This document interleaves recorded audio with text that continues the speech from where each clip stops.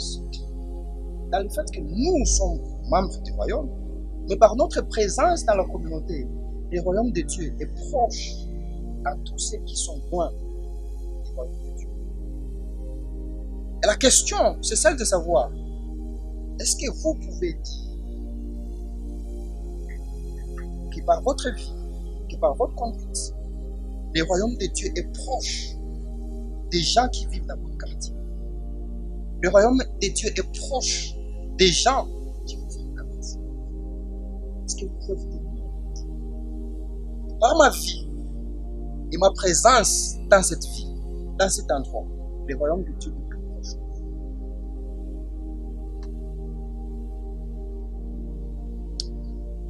Troisième point. La réponse que les gens ont réservée aux précurseurs. À partir des versets 5. Les habitants de Jérusalem, de toute la Judée et de tous les pays des environs du Jourdain se rendèrent auprès de lui et confessant leurs péchés, ils se faisaient baptiser par lui dans le fleuve Jourdain. Now, so far so good. Mais voyant venir à son baptême beaucoup de pharisiens et de sadducéens, il leur dit: race de vipères, qui vous a appris à fuir la colère? Alors, quand Jean est en train de prêcher son message, les gens ils viennent de partout. Et les gens se repentissent. Et les gens confessent leurs péchés. Et ils sont baptisés. Comme un signal que nous sommes prêts à accueillir les rois qui doivent venir. Alors ça c'est intéressant. Parce que ces gens ont entendu que les rois étaient en train de venir. Et ils se sont mis prêts. Confessant leurs péchés, en se repentant de leurs péchés et en se faisant baptiser. Quand vous entendez le message du roi qui vient, qu'est-ce que vous faites? Est-ce que la nouvelle est tellement devenue habituelle que ça ne vous dit plus rien? Parce qu'il y a toujours ce danger. Qu'à cause du fait que nous sommes devenus habitués à entendre cette nouvelle, les rois nous visitent et nous manquons les jours de notre visitation. Mais il y a une autre catégorie de gens qui viennent.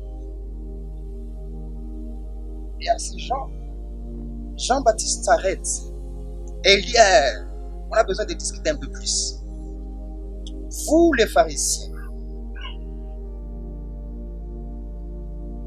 race de vipères. Pourquoi est-ce qu'il les appelle race de vipères? Et qu'est-ce que ça veut dire race de vipères? Non, vipère, c'est un serpent, un des serpents le plus venimeux. Mais pourquoi est-ce que Jean appelle les pharisiens le serpent le plus venimeux? Pourquoi est-ce qu'il les appelle littéralement de la descendance de cette race-là? Alors plus tard, Jésus reprend cette même idée. Et dans la Bible, c'est souvent le serpent, nous savons tous, est souvent identifié au diable. Et donc, Jean, et plus tard Jésus, est en train d'appeler les pharisiens les enfants du diable. Mais pourquoi est-ce qu'ils les appellent les enfants du diable? À cause de leur mensonge, à cause de leur duplicité, à cause de leur hypocrisie. Voilà pourquoi ils les appellent race de vipères, ou les enfants du diable. Et il dit: qui vous a appris à fuir la colère à venir? La colère à venir, c'est une idée étrange, très étrange même. Pourquoi? Parce que, écoutez, on attend la venue du roi. Et quand le roi vient, c'est la restauration de toutes choses. C'est ce qu'on entre dans le moment de gloire. Mais comment est-ce que vous parlez de la colère à venir? Comment est-ce que l'avenir du roi, c'est l'avenir de colère?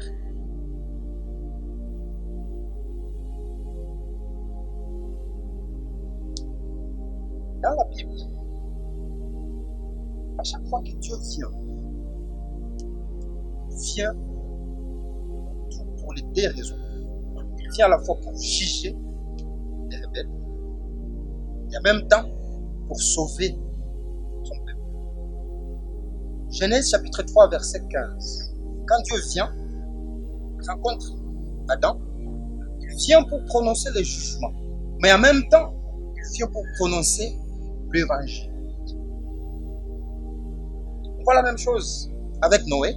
On voit la même chose avec la tour de Babel. On voit la même chose avec Sodome et Gomorrhe. Il discute avec Abraham, il dit, je vais aller voir. Et quand Dieu descend, il descend à la fois pour le salut et pour... Et donc la venue du roi, c'est à la fois une bonne nouvelle et une mauvaise nouvelle.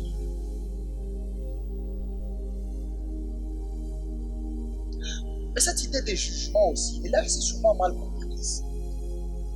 Parce que chez nous, à chaque fois qu'on parle de jugement de Dieu, c'est soit les jugements derniers, ou alors c'est soit quelqu'un qui essaie les affaires et ça ne marche pas, ou quelqu'un qui est très souvent malade. On dit, ah, tu vois, tu as péché, c'est pourquoi tu es sous le jugement. Et quelque part, je me dis, ça ne serait pas ça, une des tactiques du diable pour nous maintenir dans la distraction. Parce que ce qui se passe, c'est qu'à chaque fois que nous refusons de nous repentir, à chaque fois que nous continuons dans notre rébellion, nous nous tenons sous le jugement de Dieu. Dans Jean chapitre 3, verset 17, Jean dit, tout celui qui n'a pas crié, il est déjà sous le jugement de Dieu. Si vous ne vous êtes pas repenti, vous êtes déjà sous le jugement de Dieu. Et comment est-ce que Dieu juge les nations? Ce n'est pas seulement en nous frappant des maladies. Romains chapitre 1, verset 18, ça nous dit que Dieu nous laisse dans nos voies. Il nous laisse faire notre volonté. C'est un signe du jugement de Dieu. C'est un signe que la colère de Dieu est sur nous. Quand nous continuons à faire ce qui est mal, nous savons que c'est mal et nous ne nous repentons pas, il y a de fortes chances que nous soyons sous les jugements de Dieu. Parce que la Bible dit que Dieu les a laissés dans leur immoralité. Dieu les a laissés pour qu'ils puissent continuer à faire ce qu'ils font. Et donc, si vous êtes dans le péché en ce moment, et vous continuez à résister, vous continuez à endurcir votre cœur et ne pas vous repentir, il y a de fortes chances que vous êtes sous le jugement de Dieu. La bonne nouvelle, c'est que le jugement de Dieu, en ce moment, est aussi toujours accompagné de la grâce. Parce que si vous vous détournez de vos mauvaises voies, il vous pardonnera et il vous guérit. Et donc vous voyez, quand Dieu vient, quand le roi vient, il vient pour sauver, pour juger. La question c'est de quel côté serez-vous? Est-ce que vous serez de ceux qui vont subir le jugement de Dieu? Ou vous serez de ceux qui seront sauvés de la colère de Dieu? Et le moment c'est maintenant. Le moment c'est maintenant. Il continue, il dit, produisez donc des fruits dignes de la repentance. Qu'est-ce que c'est qu'un fruit digne de la repentance? Encore une fois, nous sommes beaucoup trop rapides à donner du sens à ce que la Bible dit sans nécessairement nous arrêter à réfléchir. On n'est pas ici en train de parler de bonnes œuvres. On n'est pas ici en train de parler de ce qu'on fait en termes de visiter les malades, faire de bonnes actions, etc., etc. Jean est en train de parler de fruits dignes de la repentance. Il parle de fruits, pas de bonnes œuvres. Un peu plus tard, au verset 10, il dit, tout arbre donc qui ne produit pas du bon fruit sera coupé et jeté au feu. Le fruit digne de la repentance, ce sont des bons fruits. Mais c'est quoi du bon fruit? Matthieu chapitre 7. Vous allez m'excuser pour tout ce passage que nous sommes en train de lire. Verset 17. Matthieu chapitre 7, verset 17 à 20. Voilà ce que ça dit. Tout bon arbre porte de bons fruits, mais les mauvais arbres portent de mauvais fruits. Un bon arbre ne peut pas porter de mauvais fruits, ni un mauvais fruit porter de bons, ni un mauvais arbre porter de bons fruits. Tout arbre qui ne porte pas de bons fruits est coupé et jeté au feu. Alors, si vous lisez Luc, la version de Luc de cette même récit, Luc donne un peu plus de détails parce qu'il va un peu plus loin. Il répond aux questions déjà. Les gens lui posent des questions, ils viennent à lui et lui posent des questions. Ok, qu'est-ce que nous devons faire? Il dit, vous devez faire ceci, vous devez faire ceci, vous devez faire ceci. Et certaines personnes peuvent s'arrêter et dire, ah ok, donc Jean est en train de nous parler de, si je fais seulement ça, oh donc ça y est, notre terme est sali par les œuvres. Non, ce n'est pas ce que Jean est en train de dire. Souvenez-vous, Jean est en train de parler de la repentance, de la nécessité de se confesser. Et il parle de fruits. Les fruits sont les résultats. Le fruit, ce n'est pas ce que vous imitez, c'est ce que vous récoltez. C'est une conséquence. Et donc, quand il parle de fruits de la repentance, quand il dit aux soldats, par exemple, de ne pas demander au-delà, quand il demande aux taxateurs de ne pas taxer au-delà de ce qu'il est recommandé, il n'est pas en train de prêcher les salut par des œuvres, il est en train de dire que la vraie repentance porte des fruits. Et les fruits doivent commencer par se manifester là où vous êtes, là où vous travaillez. Remarquez, quand il parle aux collecteurs d'impôts, il ne leur dit pas de soigner convenablement les gens, il leur dit ne taxez pas au-delà de ce qui est demandé. Quand il parle aux militaires, il ne leur dit pas n'importe quoi, il leur dit n'escroquez pas les gens et contentez-vous de ce que vous recevez comme ça. C'est ça le fruit de la repentance. Ce n'est pas de bonnes œuvres en général, ce n'est pas de bonnes œuvres au hasard, c'est la transformation qui se manifeste en commençant par là où vous êtes, dans ce que vous faites. Et si ce n'est pas visible dans votre vie, vous ne pouvez pas dire que vous êtes chrétien. Vous pouvez dire que vous avez parlé, mais ce n'est pas de la repentance. La repentance se voit par des résultats. La repentance se voit par la transformation. Là où vous êtes, dans ce que vous faites. Vous savez, le plus grand problème que nous avons, c'est que ce qui s'appelle chrétien dans notre pays, ils ne se repentent pas là où ils sont, dans ce qu'ils font. Ils peuvent se repentir d'autres péchés, mais pas dans leur secteur d'activité. Quand ils connaissent cette transformation, ça ne clique pas dans leur tête de se poser la question de savoir, ok, maintenant que je me suis converti, maintenant que je suis devenu chrétien, qu'est-ce que ça veut dire de faire ce que je fais différemment à la lumière de ma nouvelle vie, de ma nouvelle identité?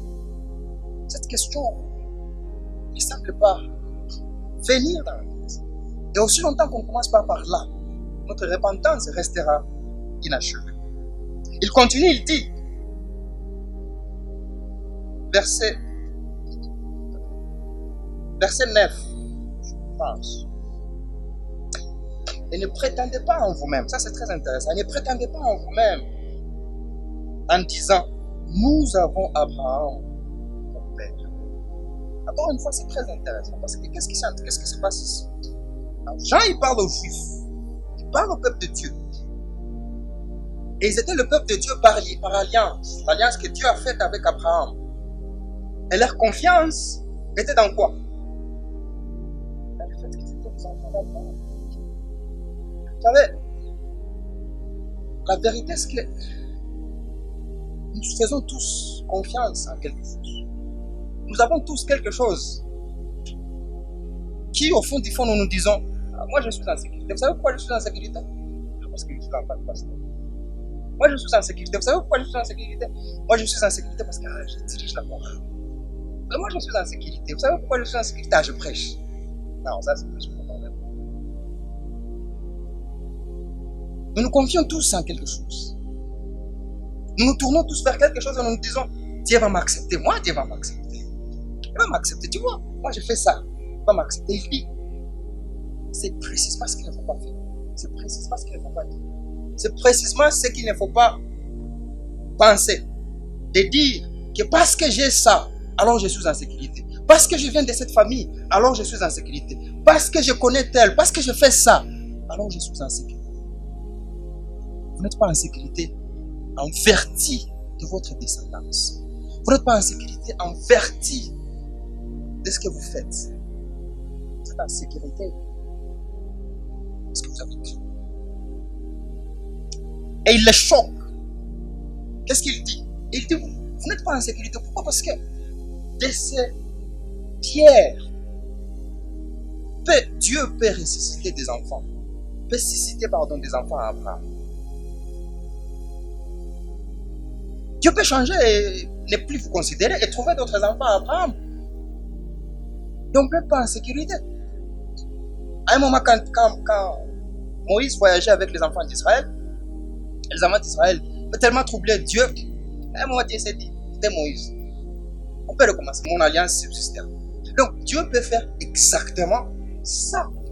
Et by the way, il l'a fait. Parce que la question qu'il faut se poser, c'est qui sont ces pierres? Alors, dans la Bible, encore une fois, l'image de la pierre, c'est l'image de la dureté. C'est l'image des personnes qui ne sont pas susceptibles de se convertir et de se repentir assez facilement. Mais qu'est-ce qui se passait? Des textes. Qu'est-ce qui se passait? Matthieu 8.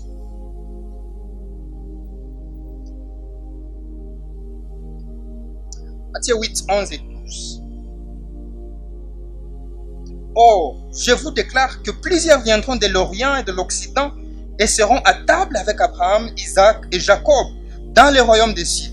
Mais les fils du royaume seront jetés dans les ténèbres, du dehors, et il y aura des pleurs et des grincements du temps. 21, 31 à 32. Matthieu 21, 31 à 32. La Bible dit,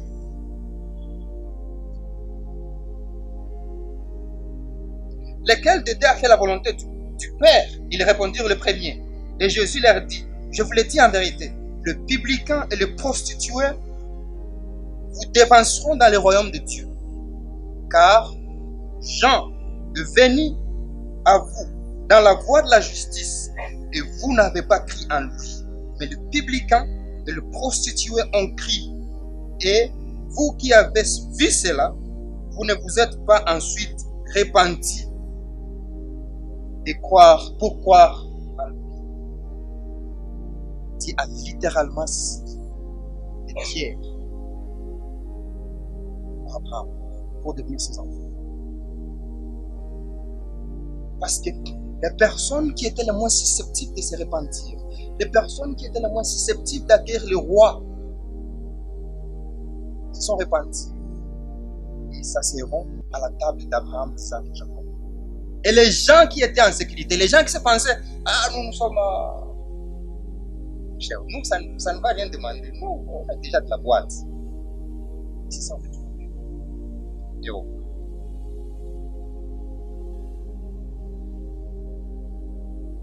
Qu'est-ce que cela vous dit? Qu'est-ce que cela vous dit? Vous confiez-vous en votre descendance, en ce que vous êtes, en ce que vous faites.